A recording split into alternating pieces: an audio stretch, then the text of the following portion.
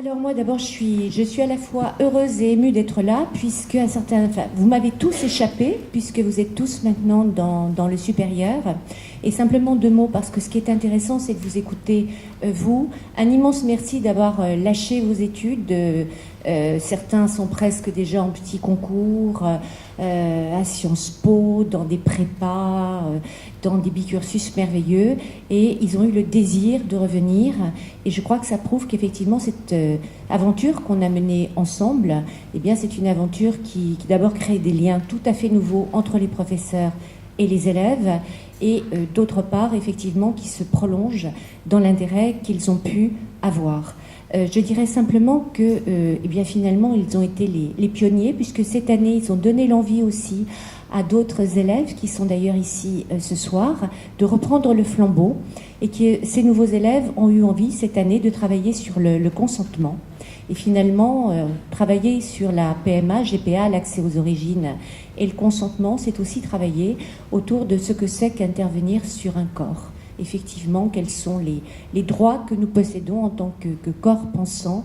Et effectivement, c'est quelque chose de fondamental. Et c'est le genre de questions qu'on se pose principalement au lycée. Moi, je milite très fermement et je suis très engagée dans l'idée qu'il est essentiel qu'on enseigne l'éthique au lycée, parce que les professeurs en ont besoin, parce que les élèves en ont envie.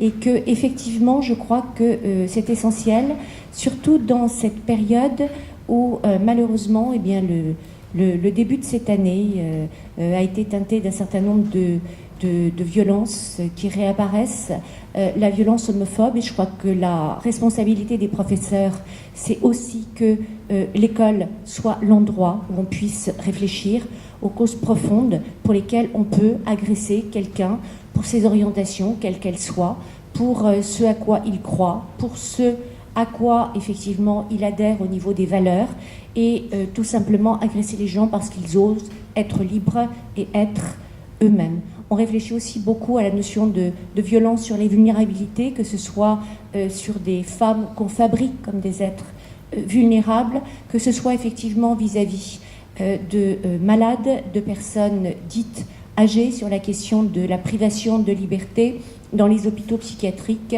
ou dans les EHPAD. En tout cas, moi je tire mon chapeau à ces élèves qui montrent qu'ils sont capables de travailler pour autre chose que des notes, et de s'investir avec passion pour des sujets de société qui prouvent qu'on a envie d'être citoyen, qu'être citoyen ce n'est pas un poids, mais c'est un véritable désir. Eh bien, écoutons ce désir.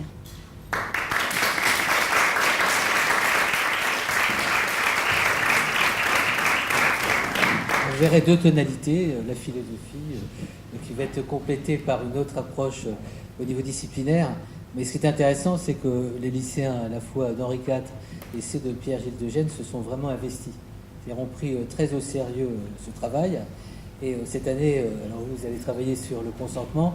Là, ça sera sur AMP, assistance médicale à la procréation. Donc, il va vous écouter avec beaucoup d'attention, puisque c'était votre sujet tout à fait important. Mais depuis que vous avez travaillé sur ce sujet, il y a eu du débat de société. Je trouvais que c'était important que Christina montre que l'éthique, c'est pas uniquement des questions transcendantes et des questions d'en haut. Pour être crédible en matière d'éthique, il faut aussi s'occuper des questions d'en bas. Et c'est vrai que si nos engagements, c'était uniquement réfléchir à la GPA éthique, alors qu'au quotidien, l'accès aux soins, les vulnérabilités dans la prévention, enfin toutes ces questions qui sont le quotidien d'un espace éthique comme le nôtre, si on y renonçait, on serait peu crédible à vouloir parler, par exemple, d'intelligence artificielle ou de toutes ces technologies un peu disruptives. Donc on est très très content aussi de nous enraciner à travers cette expérience. Ce qui était aussi très intéressant à Pierre-Gilles de Gênes, c'est la pluralité des points de vue. C'est-à-dire, vous allez en dire en nous, et c'est ce qui aujourd'hui pour nous est intéressant, et de ne pas faire uniquement de l'éthique à Paris, et de les faire également au niveau de la région parisienne, dans des zones qui sont quelquefois moins privilégiées, à la fois dans la discussion, dans l'accès au savoir. Je trouve que c'est un témoignage à prendre en compte.